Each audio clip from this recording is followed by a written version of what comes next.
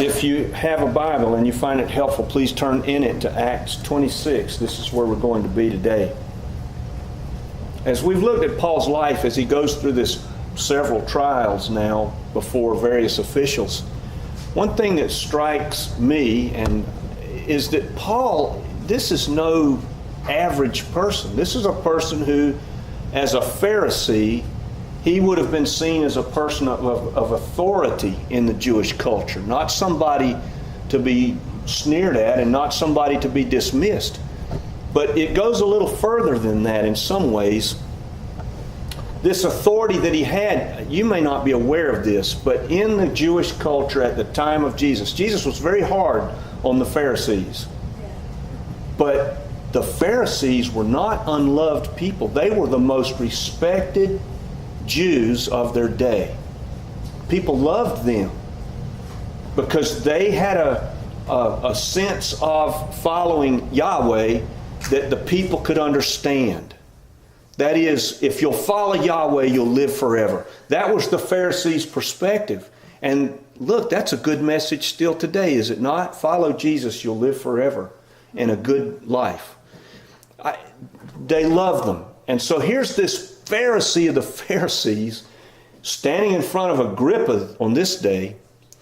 Agrippa's a Jew. Agrippa knows what the Pharisees taught. And all of that authority that Paul had as a Pharisee, and yet in this text he calls himself an underrower. If you know anything about Roman history, they rowed those big galley ships, and below the decks, chained to the oars, were the underrowers, the huperetos. Paul says, I'm a huperetos for the cause of the gospel.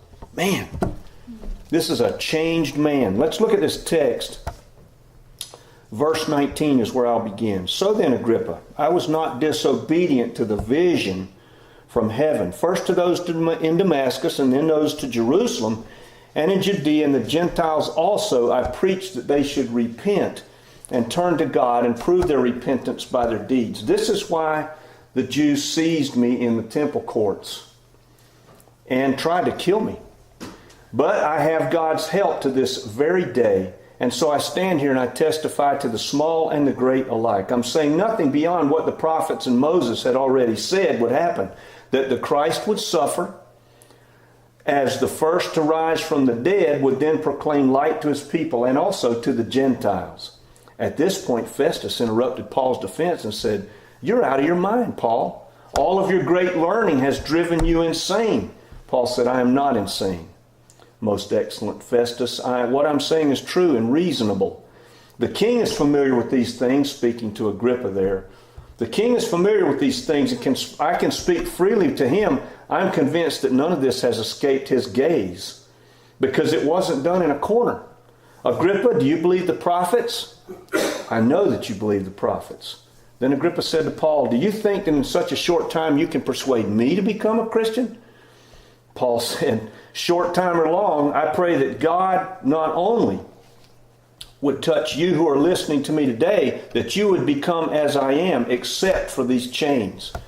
The king arose, and with him the governor and Bernice and Drusilla, and those seated with them, and they left the room. And while they were talking with one another, they said, this man is not doing anything that deserves death or imprisonment. Agrippa said to Festus, this man could have been set free had he not appealed to Caesar. So Paul, standing in front of all these people, all the guard, everybody in their finery, dressed up, they sit on the bema seat, which is the seat of judgment. That's where Agrippa and Festus, Bernice, and Drusilla all gather, and they sit down. Just in our day, it's exactly like a courtroom in our day. What do? The judge comes in, everybody stands up. When the judge takes the seat, we take the seat, because now the judge is in the judgment seat to do what it is they do. And so Paul gives this testimony, this little Jewish guy standing there in his chains, giving this testimony to all those who are listening. And the way they listen to him is just so different from the picture. He relates to them the fact that the Jews from the very beginning wanted him dead. As soon as he was converted, they wanted him dead. And the reason for that is that the Jewish nation began, long before this time in Paul's life, they began to see their life as being followers of Yahweh as a favor, not as a responsibility. It was a privilege that they had, not a responsibility. That was never the case. They were to be the oracles of God to all of humanity, the Jews were, but it was a responsibility. It wasn't a privilege. It wasn't saying, what did God say? I didn't choose you because you were more numerous. I didn't choose you because you were better. They forgot that. And now, when you use the word Gentile with a Jew, you incite all of this anger, because how could God, who has shown us this favor, show this favor to this Gentile nation? Can't be done. We reject it. Paul's got to die. I just wonder about us as Christians. How many ministries are there out there whose sole purpose is to do nothing but call out the evil in the world? That's easy to do. Find anything you don't like that's of evil. People think whatever you want about this whole movement right now with Antifa and all of these marches and people turning over cars and lighting fires to protest whatever they're protesting. Think whatever you want about it. There's a certain point at which you have to say, what in the world is going on? Well, we could do that for every Sunday for 30, 40 minutes. We could just point to stuff like that and talk about it, and everybody could rub their hands together and think about it, and you'd get a whole bunch of amens and nods, but it accomplishes absolutely nothing. This is the problem that you see in what's going on with Paul here today. It's the same with us. We start to see the fact that, look, we just sang it. The only plea we have is the fact that we've come to the cross. That is the only thing that separates any of us from anyone else. And it is not a privilege, it's a responsibility. We've come to Jesus. That's all. I'm not better than the worst person sitting down there in the county jail. I'm not better than the worst person out there. You name it. None of us are any better. The only distinction is we've come to Jesus and said, you come into me. I want to be saved from that. That's all. And this idea, this is all part of who Paul is. I'm funneling all this to a singular thought, which I hope will be apparent as we go. He speaks to them. He doesn't hide anything. He tells them what he's been doing. They all understand it. Any of these things that Paul has done should have gotten him put away long ago. I mean, going and dragging people out of their homes and taking them before the Sanhedrin, some of them being in prison, some of them being executed. I mean, you confess that today, you're going to the big house, at the very least. Paul would be the same. This same Paul pens the words to the Philippian church. Don't be anxious, pray about everything. Man, this is a changed man. And he pens those words to the church at Philippi from prison. This is not, sitting in his cushy office with the lamp burning and a cup of coffee or whatever they drank. But you see, the Jewish nation had forgotten this responsibility they had to carry God to the world. They'd just forgotten it.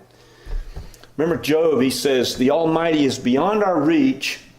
He is exalted in justice and righteousness, and he does not oppress. They forgot that. If you were a Gentile in Judea and you encountered a Jew, you recognized that you were thought of as lesser because you were not a Jew. They were oppressing people at the time. We do that. We do the same thing. Somebody comes in this church, and I'm not saying this has happened. I think this is, thank the Lord, this is one of the most accepting congregations I know of. People will come into a congregational setting. Maybe they've been drinking before they showed up. Maybe they don't have clothing that we think in some churches that's very important. What kind of clothing you wear when you come in. Maybe they're covered with ink. Maybe their hairstyle is not what we find appropriate. You name it. Do we do the same thing that the Jews did with the Gentiles? Do we oppress by the fact of not accepting people as that person is somebody who God loves and Jesus died for, no matter who they are? That hymn we just sang, that's why that hymn is so critical. Here you've got this person, Augustus Toplady, suffering from all the depression from which he suffered. He's looking at his own life and saying, except for Jesus, I'm there. And we could all say the same thing. Paul tells them the gospel as he stands in front of them. And then Festus responds to the word Gentiles. I never understood that. I didn't understand it as I was studying for this sermon. Why did he respond in that way? Paul, your learning has made you crazy. I don't really get it, because it's the same word that the Jews had responded to that got Paul in trouble all the way up to this point when he said the word Gentile. I don't understand exactly what's going on here with Festus and why he responds in this way, but I will say this. It seems to me that this is what happens when a person that we deem normal becomes a Christian. I mean, Paul, if anybody would have said somebody's crazy, I would look at Paul when it was Saul of Tarsus. And he was, we looked at it last week, so zealous to persecute Christians that he's traveling in the middle of the day, in the heat of the day, to go to Damascus to pull these people out of their homes and haul them back to Jerusalem and have them put before the Sanhedrin and prosecuted. Nobody traveled in the middle of the day because it was just too darn hot. But that's how intensively he is just foamed up about catching these Christians, stopping this way. Well, now he's a believer. And becoming a believer, Festus looks at him and says, Paul, you're crazy. All this has driven you crazy. I don't quite understand it, but I look at it from the standpoint of somebody like a Dwight Lyman Moody. When Moody, before he became an evangelist, was selling shoes, Moody was just Moody. Nobody thought anything about him, but people around him thought he was a nut when he became an evangelist. You're crazy, Moody. You're giving up all this to go do that? What's the matter with you? Now, Festus and Agrippa address Paul in the most interesting way. They do not speak. Here's this guy. You got to picture it. How would you look at it? You ever watch some of these courtroom proceedings and you see the person come in with the chains, ankles, arms, and an orange suit, and they come into the court to sit down? Who's the criminal in the room? I mean, everybody knows, right? Everything about him says there's the person. Paul is like that here, and Festus and Agrippa speak to Paul like he's a peer. They don't speak to Paul like he's some common criminal standing out there who they have total control over, which they do. Now then something happens in the courtroom, very significant. Paul is testifying, and then all of them on this platform stand up. The trial's over. That's it. That's what happened in the formal Roman trial. When whoever was on the bema seat stood up, trial's over. The trial's over. I'm going to say that this whole episode became very uncomfortable for Agrippa and Festus and Bernice and Drusilla at this point, and probably a lot of other people in the room. Because what they're hearing from Paul, look, God says my word never goes out and returns to me void. It always accomplishes whatever I send it to do. And you better believe that these people are hearing this today as Paul testifies, and God's word is going out and they're hearing it. And it's going to do things. And I'm saying it's doing something in the four that are seated on the bema seats, because they can't contest with Paul. The gospel hurts when we're on the other side of it. It hurts. It's unpleasant. You're looking at this man Paul, who is radically different than he was. What's happened to him? Well, the same thing, hopefully, that's happened to all of us. Agrippa and Festus are saying, we can't become what you are, Paul, because look at what we have to lose. That's why it's the same. And is that not the same for us? Do we not hear the gospel? We've talked about this many times, but try to remember what it was like when you sat before anybody giving the gospel. Maybe it was your parents. I don't know who it was, but just think, what did that feel like when you were on the other side of it? It's not pleasant. It is not pleasant. It's something that strikes our hearts in a way that is painful. We know that we're on the other side of this thing, and we don't like what we're hearing. And besides that, I don't want to lose what I've got. I don't want to lose who I am. I don't want to be embarrassed by all of this. I mean, 100 things are going through our minds when we hear the gospel. It's going through Festus, Agrippa, Bernice, and Drusilla's minds as well, and all of the Roman guard gathered. They're thinking the same things. They've all looked at Paul and they're saying, I don't want to be like that. I don't want to give up what I've got. It's embarrassing to people, the gospel is. But let me just contrast that for just a moment for you, if I could, with a direct experience of, there's a ministry called Atlantic Bridge. You may have never heard of it. What they would do is they would take musicians like me, and they would set you up with a vehicle, they would set you up with a song list, and they would set you up with a speaker, and you would be sent over. At the time, it was the former Soviet Union. Then once Glasnost and the Soviet Union dissolved, they sent you to Eastern Europe, to places like Roma and Uzbekistan, and places where they're so poor.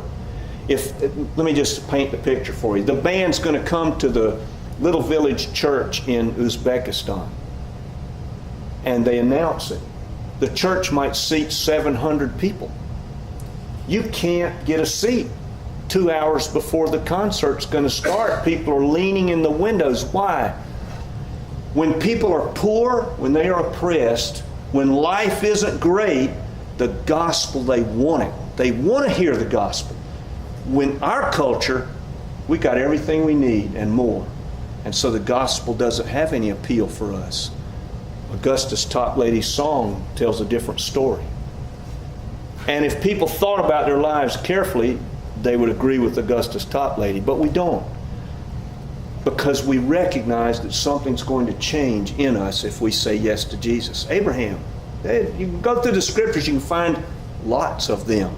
Examples of people who came to a point in their life, they encountered God and their life changed. Abraham had to walk, I guess, or ride camels. I don't know how they traveled, how he traveled specifically, doesn't say, 900 miles from where he lived to where he was supposed to go, just because God said, go there. His life changed in a radical way. So where do we fit into all of this? I don't know. I can't answer that for anybody but myself. I can barely answer it for me. But I'll tell you this, there is a difference between knowing about and knowing. A very big difference. This is why Paul can stand here in this way, is because he doesn't know about, he knows. Big difference. People talk about, Augustine said it, he said, I talk about love, and he said, I know it until I try to talk about it. I don't know it when I try to describe it for somebody. When Paul speaks of the gospel, he's not speaking about something he knows about. He's speaking about somebody he knows. There's a huge distinction there. James says the demons believe and shudder. Well, what does that mean? I mean, we read that and I think we have a fuzzy idea. It means they know all about God, but they don't love Him and they don't obey Him. They know everything about it. We can go through lifetimes of being in church, as we say in the South, and learn all about Jesus, and all about the gospel, and all about Abraham, and all about Elijah, and all about Elisha, and all about Joshua, and all those stories, Moses, and everything else. And then we come to a place where all of a sudden we realize we know about, but we don't know. There is a big difference between knowing about and knowing. I knew a person once, I won't say who they are or where, very close to me. I felt convicted to ask them, very close to me. I said, who is Jesus to you? They answered appropriately. They said, well, He's the Son of God. But nothing in their life spoke to the truth of what they had said for them. Nothing. In other words, the right answer, the demons can give that answer. The enemies of God can give that answer. They know who Jesus was. What did they say? The demoniac comes out of the tombs. We know who you are, the Holy One of Israel, if you come to torment us before the time. They know all that stuff. There's a big difference between knowing about and knowing. Huge difference. That's why Paul can stand here on this day. And I'm going to say, with this idea of knowing, there's a feature of it. We hear it, and in some ways, sometimes it unsettles us. That's not my purpose here today. My purpose is to settle. The knowing aspect of God goes further than just coming up and praying some prayer or saying some words. Do we want Him in relationship with us? And does it matter enough that we're going to purpose in life to live that relationship? Not in what we do, but in who we are between us and Him. Look, talk to anybody who's been married more than a couple of weeks, and you will find out that if you don't relate to your spouse, there's no relationship there. Some people get to be 30, 40 years of marriage and there's no relationship with the spouse because there's no relating going on. It's no different than it is with God. What Paul has here is he knows who. He doesn't know about. He knows about a lot, but he knows who. And so he's able to stand in front of these people with this sense of calm that I just find amazing. He's going through something very serious. You don't show up in a Roman court in chains and it's not serious. They can dispense with your life like that and it means nothing to them. We're all right there, right? Tiniest bacillus enters our body. Go to the doctor. Doctor says, can't help you. There's a change now, and we have no control over it, and it's going to change our lives in ways that we don't want. Paul's standing there in chains. His life, he said the word Gentile, and his life changed instantly into something that he would not have wanted. None of us would have chosen to be beaten to death on the steps of Solomon's porch just for saying something. He could get out of all this so easily at any point, but he chooses to stand. How is it? It's because he knows who. He doesn't know about, he knows who. Look, my encouragement would be this. What was it that happened to Job in terms of Satan's challenge? What was Satan's challenge regarding Job? It was Job's motivation to believe God. That's all. If you take all that nice stuff from him, he won't believe you. He'll curse you to your face, God. And God says, no, watch, go ahead. Hurt him and see what happens. This is a true diagnosis for all of us. Things are going to happen in our lives that are going to take us out of that place where we would like to be. That's just how life is. But do we know who as opposed to knowing about? I'm convinced that so many believers whose lives seem to implode, they say they're believers, their lives implode because they know about, but they really don't know who. They really don't know who. The relationship is not there because they've never entered that place where they've said, I want to have a relationship with the maker of the universe. I just say to anybody, God is trying so hard all the time to get us where He wants us to be. And sometimes that involves things that aren't pleasant. But He's not doing that to punish. He's doing that because there's a better thing. I would just encourage anybody. I don't know what your relationship to the Lord is like. You don't know what mine's like. But I can tell you this from my own experience. There is nothing in your life and nothing in my life that we need hide. He knows about it anyhow. Better to just open that relationship up. Take all of the dirt to Him. Even those portions of the dirt wherein we say, God, you've let me down. Tell Him. Make that part of the relationship you have with Him. Don't miss the opportunity you and I have and are given because of, look, Jesus did it. What He did was either sufficient or it was not. Right? It's either sufficient that He died on the cross for us or it's not sufficient. And if you and I think we've got to add to it by behaving in certain ways to impress God, we've got it all wrong. We behave in certain ways because we want to honor Him. Why? Because we know Him. Because we love Him. We know He loves us. You can take anything to God. I promise you His shoulders are big enough to bear it. Paul knew that. That's why he could stand.